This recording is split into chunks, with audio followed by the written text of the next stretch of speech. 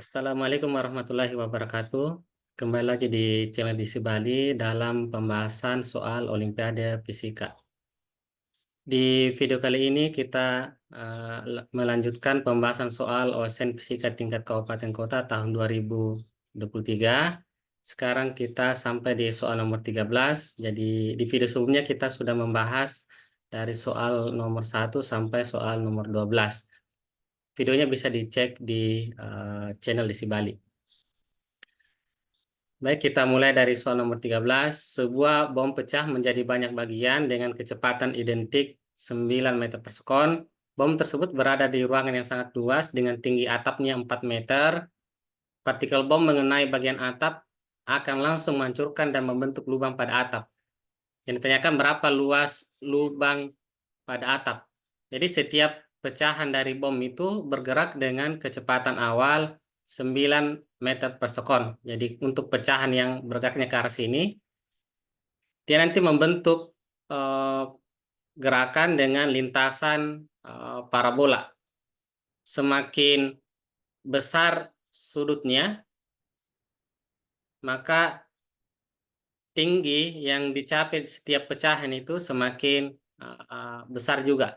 Nah, untuk membuat lubang pada atap, maka ujung lubangnya ini itu dikenai pecahan yang tinggi maksimumnya itu sejauh H.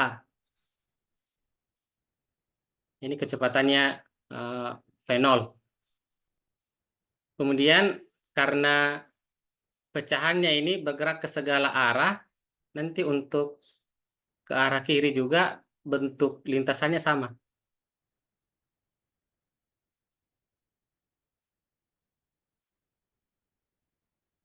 Nah, karena dia ke segala arah, berarti selain kiri kanan, depan belakang, ini nanti seluruh arah ya. Karena seluruh arah nanti bentuk lubang pada atap itu berbentuk lingkaran. Jadi ini bentuk lubang pada atap. Nah, untuk mencari luas lubangnya ini, maka kita perlu cari jari-jari lubangnya. Nah, jari-jari lubang itu kalau kita lihat dari sini,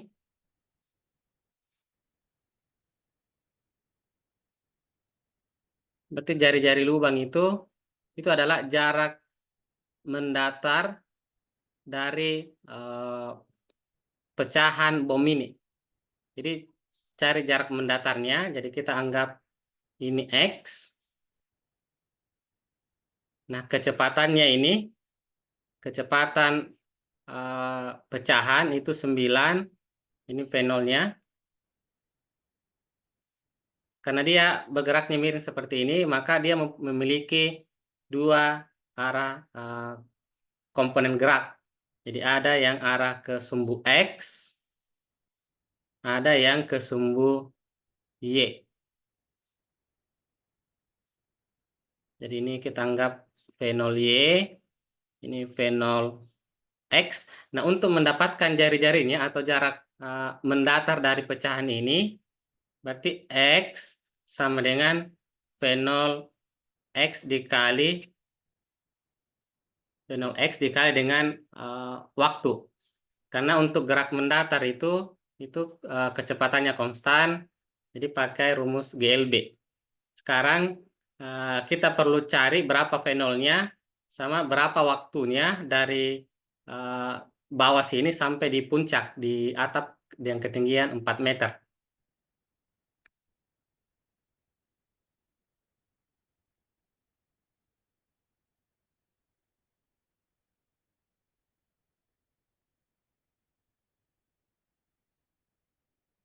Nah, untuk mencari uh,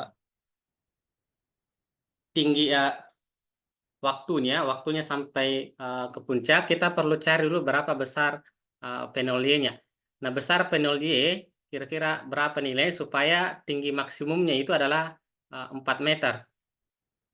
Nah, kita bisa pakaikan rumus GLBB. Jadi V0 atau VT pangkat 2 itu sama dengan V0 pangkat 2 dikurang 2A kali S. Nah, kita tinjau untuk kecepatan arah vertikalnya. Nah, kecepatan arah vertikal untuk sampai di puncak itu kecepatan akhirnya itu 0. Kemudian kecepatan awalnya itu V0Y pangkat 2 dikurang 2 perlambatannya itu adalah perlambatan gravitasi G dan S ini adalah tinggi maksimumnya, itu H. Nah, kita peroleh V0 Y kuadrat itu sama dengan 2G kali H,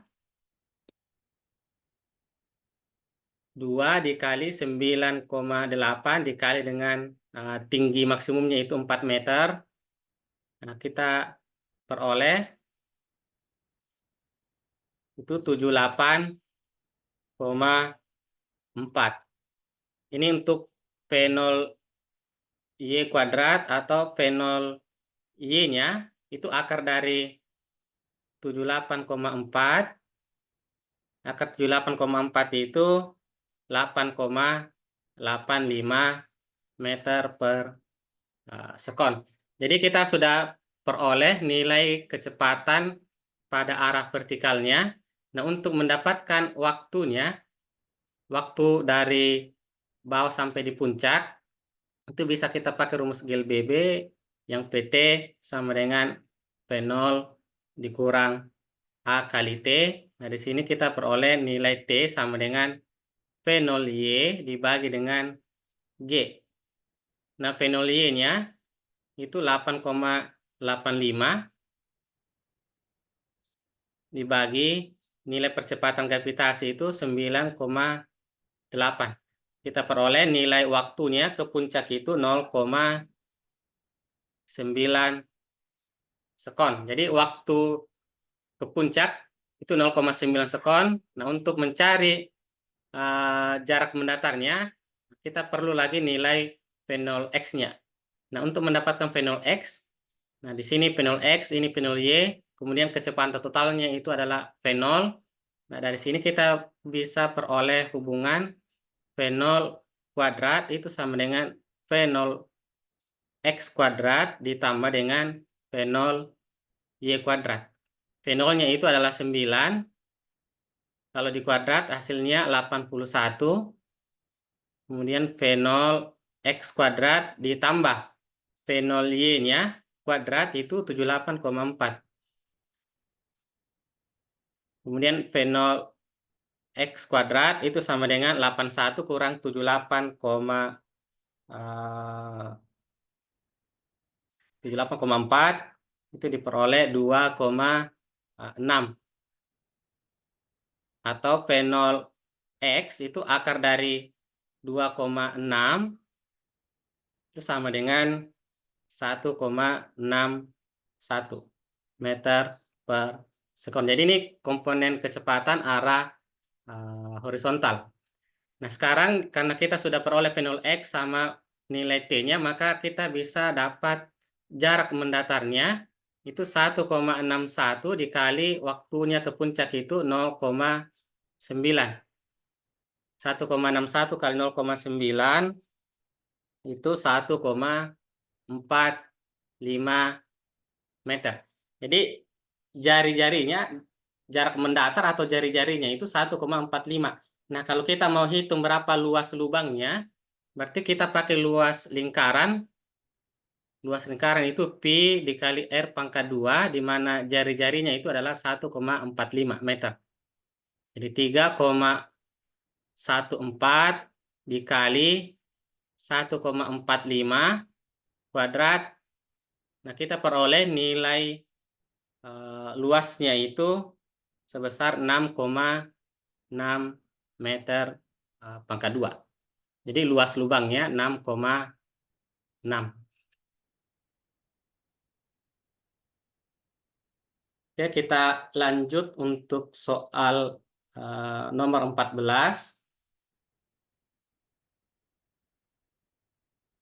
Nah, soal nomor 14 ini sudah masuk di materi statika dan dinamika.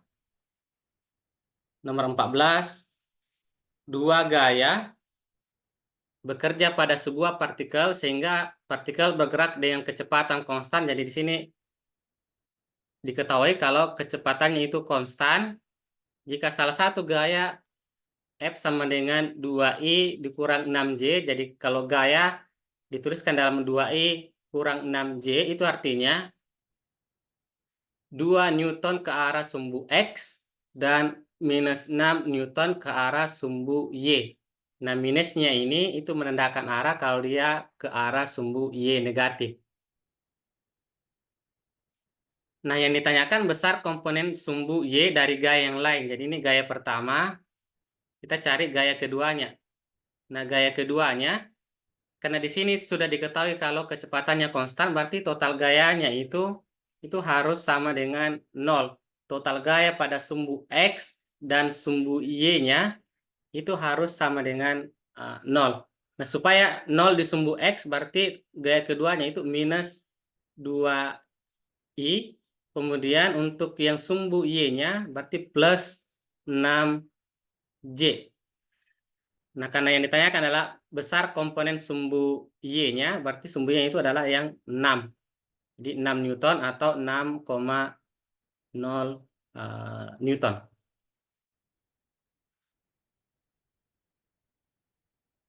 Sekarang nomor 15. Tinjau sebuah batang bermassa M dengan panjang L. Jika dinding licin dan lantai kasar dengan koefisien gesek statis itu μs, nilai μs minimal agar batang tersebut diam sama dengan, oke, di soal nomor 15 ini sepertinya soalnya kurang lengkap ya.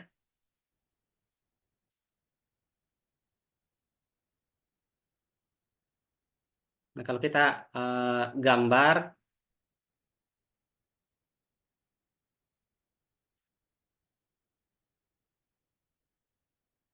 nah, misalnya kita gambar bendanya.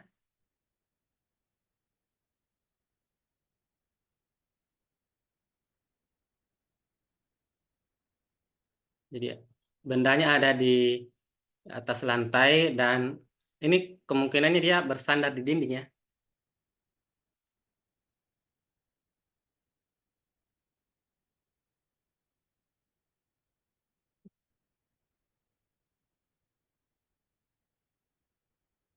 Ini bendanya, kemudian dindingnya licin dan lantainya di sini yang kasar.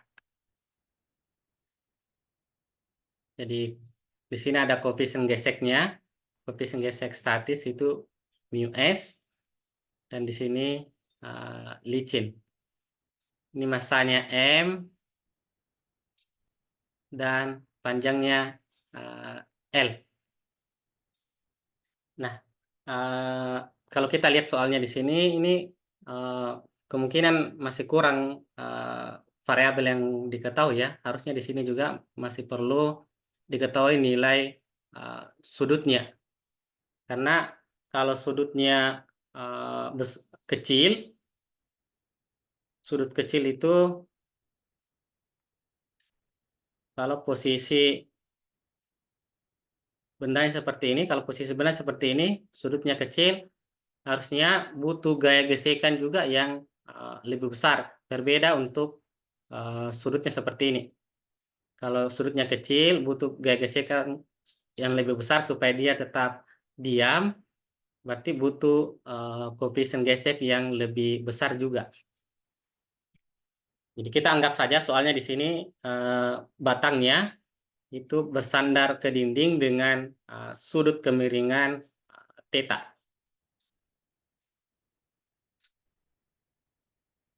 Nah, untuk memperoleh koefisien geseknya, maka yang pertama itu kita perlu menggambarkan seluruh gaya-gaya yang bekerja. Nah, gaya-gaya yang bekerja, yang pertama itu ada gaya berat dari batang yang arahnya lurus ke bawah. Kemudian ada gaya normal dari dinding ke batang. Terus ada juga gaya normal dari lantai ke batang, arahnya ke atas. Dan ada gaya gesekan yang menahan supaya batangnya ini tidak slip. Itu arahnya ke kanan. Jadi ini M kali G. Kemudian ini gaya normal dari dinding. Kita simbol saja dengan N1. Ini gaya normal dari lantai. Simbolkan dengan N2. Dan ini adalah gaya gesekan statis minimum supaya uh, batangnya ini tidak slip. Nah, untuk mendapatkan besar mu-nya, kita bisa meninjau batang ini untuk gerak rotasinya. Jadi untuk sumbu putarnya itu bebas, bisa tinjau sumbu putarnya di lantai atau bisa juga sumbu putarnya di dinding. Nah, kalau kita anggap sumbu putarnya di lantai, berarti karena bendanya masih diam, itu total momen gayanya itu harus sama dengan nol. Nah, momen gayanya kalau sumbu putarnya ada di lantai, berarti momen gayanya itu disebabkan oleh gaya mg dan eh, gaya dari N1 dari dinding. Jadi ada dua momen gaya. Momen gaya dari berat ini berarti M kali G dikali dengan jaraknya. Jaraknya, jarak yang tegak lurus dengan sumbu putar, berarti jarak dari sini ke sini. Jarak dari sini ke sini itu sama dengan setengah dari L dikali dengan cos theta. Jadi 1/2 L cos theta. Kemudian ada momen gaya yang melawan, itu momen gaya dari N1. Jadi N1 ini mencoba mutarnya itu ke berlawan arah jarum jam, kemudian MG ini searah. Jadi N1 dikali jarak jarak tegak lurusnya dengan sumbu putar itu sama dengan jarak dari dinding ke lantai. Berarti karena panjangnya L, berarti panjang ini adalah L dikali dengan sin theta. Jadi L sin theta itu sama dengan 0. Atau bisa juga dituliskan 1/2 M kali G. Ini L-nya bisa dicoret. Cos theta itu sama dengan N1 dikali dengan sin theta. Nah, gaya normal N1 ini itu bisa kita peroleh dari melihat gaya-gayanya. Jadi untuk benda yang diam itu total momen gayanya sama dengan 0, sama total gayanya juga harus sama dengan 0. Nah, kalau kita lihat untuk sumbu X, berarti gayanya itu ada dua. Ada N1 ke arah kiri, ada FG ke arah kanan. Karena total gayanya 0, berarti nilai N1 itu sama dengan gaya gesekan. Nah, besar gaya gesekan itu sama dengan koefisien gesek dikali dengan gaya normalnya, gaya normal dari eh, lantai. Jadi ini nilai N1-nya. Nah, nilai N2-nya itu bisa kita peroleh dari gaya arah sumbu Y. Jadi arah sumbu Y-nya juga total gayanya sama dengan 0. Nah, untuk sumbu Y ada dua arah gaya, itu ada N2 sama MG. Berarti N2 itu sama dengan M kali G. Jadi ini bisa kita tuliskan N1 itu sama dengan mu S dikali M kali G. Nah, kita masukkan nilai N1 ke persamaan yang pertama. Jadi setengah dari M kali G cos theta itu sama dengan N1-nya mu S dikali M dikali G dikali sin theta. Sini bisa kita coret MG-nya.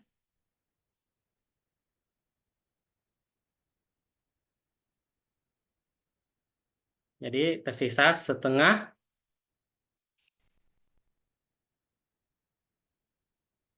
Nah, cos-nya kita pindahkan ke kanan. Jadi mu S sin theta per cos theta. Sin theta per cos theta itu sama dengan tangen ya. Atau mu S dikali dengan tangen theta itu sama dengan 1/2. Atau mu S sama dengan 1/2 kali tangen theta. Jadi ini koefisien gesek statisnya. Jadi harus diketahui juga berapa sudut kemiringan dari batang.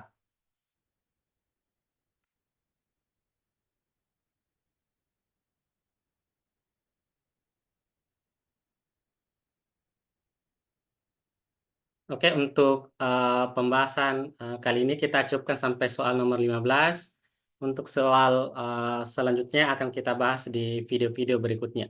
Semoga video ini bisa menjadi bahan referensi tambahan bagi adik-adik yang sementara mempersiapkan diri untuk mengikuti Olimpiade Sains Fisika untuk tingkat kabupaten kota tahun 2024. Kita akhiri. Assalamualaikum warahmatullahi wabarakatuh.